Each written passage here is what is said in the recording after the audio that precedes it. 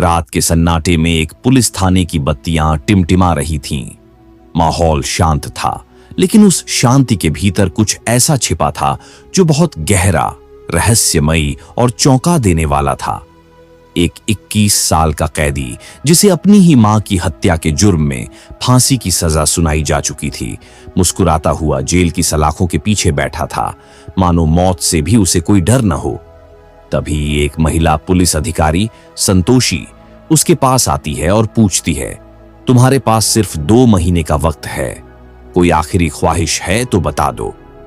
कैदी बिना डरे एक अजीब सी मुस्कान के साथ जवाब देता है, हां, मेरी आखिरी ख्वाहिश है, मैं अपनी जिंदगी के बचे हुए हर दिन, हर रात एक कुंवारी लड़की के साथ बिताना चाहता हूं।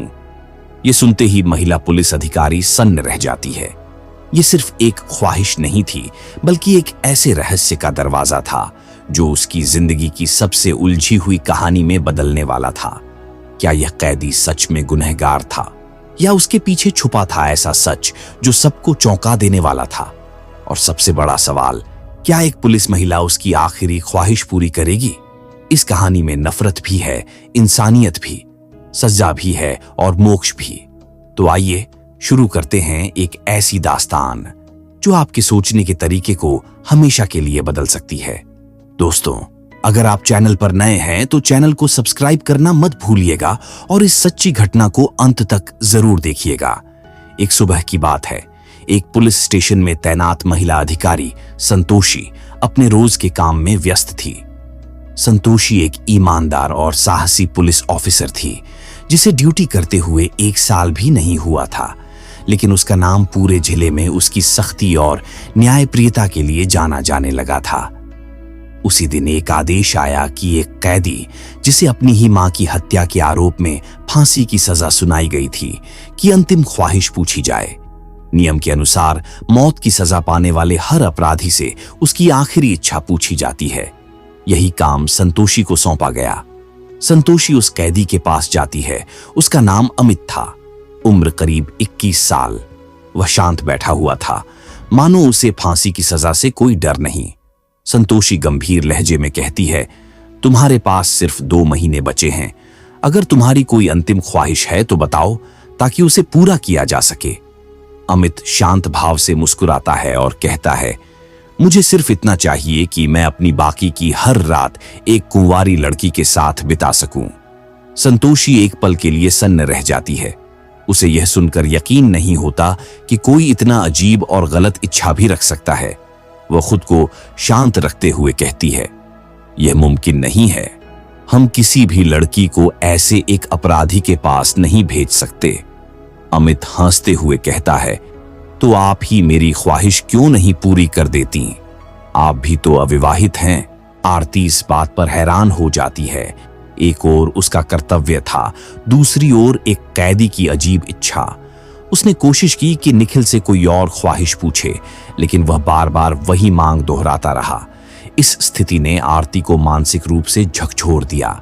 एक ओर वह समाज की एक जिम्मेदार महिला थी, दूसरी ओर निखिल की बातों में उसे मासूमियत झलकती है और ऐसा लगता है जैसे वह कुछ नहीं किया है। वह एक अपराधी होने के बावजूद निखिल के चेहरे पर कोई पश्चाताप नहीं था, न ही डर, बस एक रहस्यमयी मुस्कान थी। रात को आरती अकेले में बहुत सोचती रही। क्या कोई ऐसा कर सकता है? क्या वो एक आखिरी इच्छा को लेकर इतनी दूर जा सकती है? अंततः उसने निर्णय लिया कि वह खुद उस कैदी से एक बार अच्छे से बात करेगी, लेकिन वर्दी में नहीं, एक आम महिला की तरह। अगली रात आरती साड़ी पहनकर अपने पुलिस ड्रेस को एक तरफ रखकर निखिल के पास जाती है। वह उसे देखकर हैरान हो जाता है। वह मुस्कुराता है और कहता है, मैंने सोचा भी नहीं था कि आप मेरी बात मान जाएंगी। आपने मेरा दिल जीत लिया। आरती गंभीर होकर कहती है, मैं यहां तुम्हारी ख्वाहिश पूरी करने नहीं आई, बल्कि तुम्हारी सच्चाई जानने आई हूं। तुमने अपनी मां के साथ क्या किया था, सच सच बताओ। निखिल का चेहरा अचानक बदल जाता है। उसकी आंखों में आंसू छलक आते हैं। वह पहली बार भावुक होकर कहता है, मैं अपनी मां से बहुत प्यार करता था।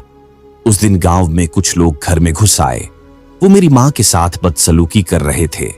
मैंने लाठी उठाई और हमला किया, लेकिन तब तक बहुत देर हो चुकी थी। मां गिर गई और मैं उन्हें बचा नहीं पाया।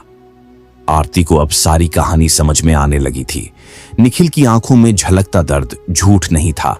उसने पूछा, तुमने अदालत में ये सब क्यों नहीं बताया? निखिल बोला, मैं डर गया था। पुलिस वालों ने मुझे अपराधी की तरह पकड़ा। वकील ने भी ठीक से मेरा पक्ष नहीं रखा। मैंने सोच लिया था कि अब मेरी जिंदगी खत्म हो चुकी है। आरती को यकीन हो गया था कि निखिल निर्दोष है। उसने पूरी फाइल दोबारा पढ़ी, गवाहों से बात की और खुद जाकर उस गांव में जांच की। जो सच्चाई सामने आई वो हैरान कर देने वाली थी। असली अपराधियों ने निखिल पर झूठा इल्जाम लगाया था। आरती ने तुरंत सीनियर अधिकारियों से बात की और मामला दोबारा खुलवाया। वकीलों से संपर्क किया और निखिल को दोबारा अदालत में पेश किया। इस बार निखिल ने पूरी सच्चाई बताई और साक्ष्य भी साफ थे। अदालत ने फांसी की सजा रद्द कर दी और असली दोषियों को सजा सुनाई गई। इस घटना के बाद आरती और निखिल के बीच एक गहरा लगाव जुड़ चुका था।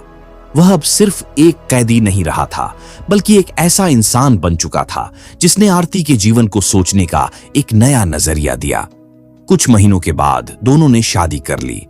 लोग हैरान थे कि एक पुलिस ऑफिसर जो 3 साल बड़ी थी, उसने एक पूर्व कैदी से शादी की। लेकिन उनके रिश्ते में कोई दिखावा नहीं था। ये रिश्ता सच्चाई, समझदारी और भरोसे पर बना था। आरती ने साबित कर दिया कि कानून सिर्फ सजा देने का नहीं, बल्कि न्याय देने का भी माध्यम है। इस कहानी से हमें यह सीखने को मिलता है कि हर अपराधी अपराधी नहीं होता और हर ख्वाहिश बुरी नहीं होती। किसी के अतीत को देखकर उसका भविष्य तय करना नासमझी है। आरती की तरह अगर समाज में हर इंसान न्याय के लिए खड़ा हो जाए तो न केवल कई निर्दोष बच सकते हैं, बल्कि इंसानियत भी जिंदा रह सकती है। तो दोस्तों, इस कहानी में बस इतना ही। मिलते हैं एक नई वीडियो के साथ। तब तक के लिए अपना ख्याल रखिएगा।